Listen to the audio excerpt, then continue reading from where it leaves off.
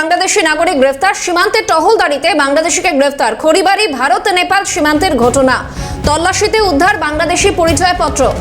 রাতুল খান নামে এক যুবককে গ্রেফতার করে এসএসবি।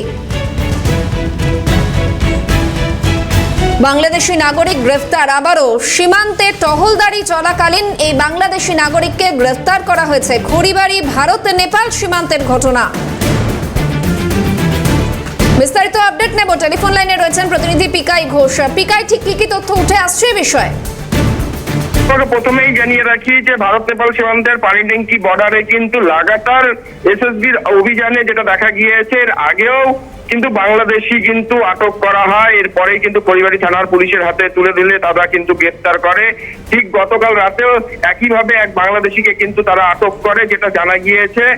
সন্দেহবশত সেই ব্যক্তিকে কিন্তু আটক করা হয় এবং তল্লাশি করতেই দেখা গিয়েছে ভারতীয় আধার কার্ড এবং আধার কার্ডের পাশাপাশি তার কাছ থেকে বাংলাদেশের ড্রাইভিং লাইসেন্স এবং নাগরিক পরিচয়পত্র কিন্তু উদ্ধার করা হয়। এরপরেই কিন্তু তাকে দফায় দফায় জিজ্ঞেস করা হয় এবং যে বাংলাদেশি পরিচয়পত্র রয়েছে